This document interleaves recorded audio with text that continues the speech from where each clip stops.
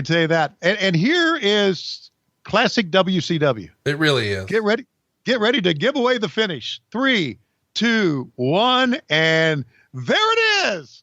Harlem Heat was sent you a Sherry. Get rid of the Chiron. Get rid of the Chiron. You can hear him screaming in the background. Oh, God. How about that?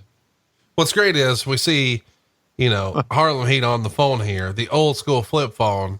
And they're, right. Of course, we're going to find out later, they're finishing their deal with Sherry. Right. As they walk to the ring, because this is very much who is Sherry going to manage? And this maybe has been overlooked a little bit, but Sherry actually worked as Steve Austin's manager at a television taping. And the thought was going to be, they were going to turn him into like a Ric Flair style character with Sherry as the manager. That didn't work out, of course. And instead they call an audible and they say they're going to put her with the Harlem Heat here instead. But there is a little bit of a tease issue with the Nasty Boys, issue with the Harlem Heat. And I found it hilarious on commentary here that you felt the need to explain the way brothers work. Do you remember this? No, I did not. He said something like, now these are real life brothers, like the Briscoes and the Andersons. I don't know why. I felt like maybe you were trying to say, not like black guys call each other brother or Hulk Hogan says brother. No, like real brothers, like the Briscoe brothers. Okay. Wow. Meaning they have the same mom. Brain, they have the same mother and father. They're real brothers, like the Briscoe brothers, brother. Right.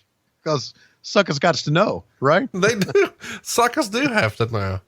Oh, good God. These guys are going to go about 10 and a half minutes and, they're going to get 1 star in the Observer.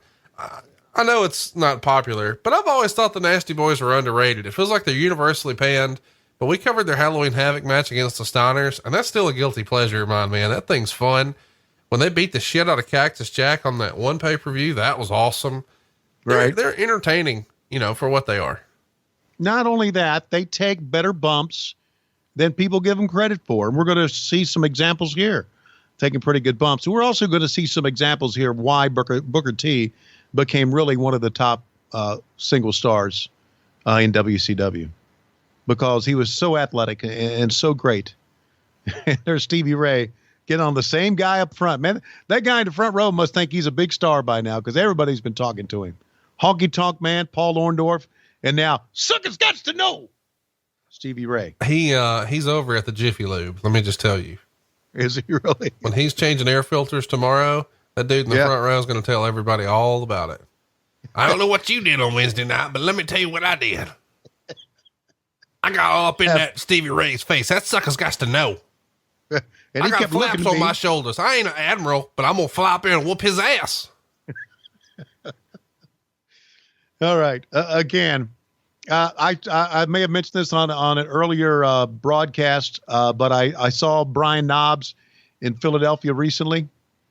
He's lost a lot of weight. He stopped drinking.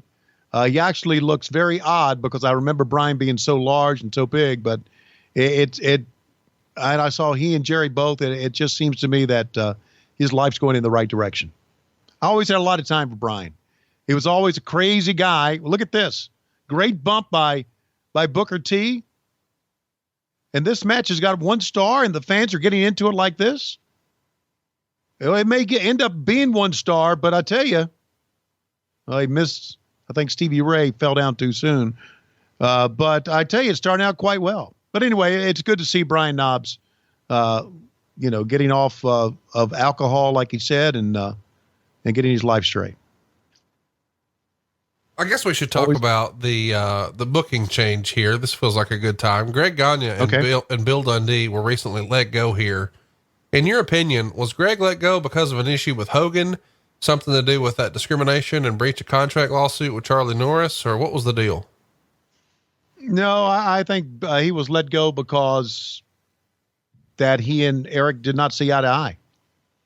As a matter of fact, something happened, and it doesn't have to do with the Charlie Norris breach of contract, but Greg Gagne, if memory serves me well, and I know I'm right, Greg Gagne was trying to do things on his own, was trying to start his own book. His own promotion, you mean? His own promotion while being under the contract for WCW, which to me is like incredibly stupid.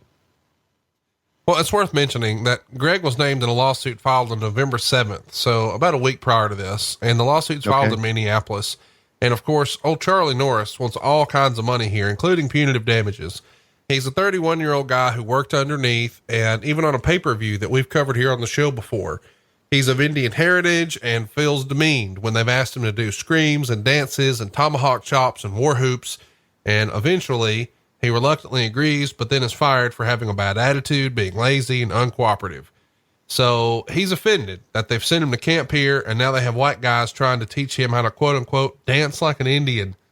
And it didn't help anything that Greg starts dancing around and calling him Big Chief and saying, "We need you to do promos saying you're going on the warpath." He sues saying, yeah, it's a little ridiculous. He was making $800 a week, but supposedly was promised a bump for $1,500, but never got it, even after appearing on the pay-per-view. Wow. Well, that had nothing to do with Greg being fired. But again, what had to do, and I know Eric can even, I don't know if he's talked about this when he had a podcast, but yeah, Gagne was trying to go out and venture on his own while still drawing a paycheck from WCW. And that was a problem there. And of course, Gagne knew Eric very well from the days in Minneapolis. You know, talking about the Charlie Norris thing, wouldn't that lawsuit set a bit of a precedent in wrestling? Because Indian characters had been around for a long time. And I guess, you know, any sort of ethnic character like this, if you're enhancing a racial stereotype, it feels like this would set a precedent, would it not? Yeah, it would. The difference is, you know, Charlie Norris couldn't work a fucking lick, and guys like Wahoo McDaniel and Chief Jay Strongbow could. Did I answer that correctly? Is it because they did a better tomahawk chop, you think? Did a better war dance. Oh, yeah. Well, Turner had a reputation within the biz for being easy money, right? I mean, the idea is WCW would rather settle than go to court. So just sue and you'll get something, right? Yeah, I did. I told you about that. I got $1,500. And it only took me threatening a lawsuit, and they stayed out of it. And here we got some pretty good heat on the outside. We took a break in the middle of this, and go back and I'll watch it. You know what I said during the break? What's that? I said, the tape machines are rolling. Don't worry. The tape machines are rolling. One of the lines that I use so many times. And of course, there are no more tape machines anymore, as you know. That's not true. I'm rolling one right now. Oh, I'm talking about on TV. Isn't it all digital now? Yeah, of course. I'm digital now as well. Right. But I bet some of our listeners like to roll something while they watch us. I would imagine so. Again, fans are getting into this a little bit. Harlem Heat doing a very good job of getting some heat. Boy, Stevie Ray and Booker T doing some great moves.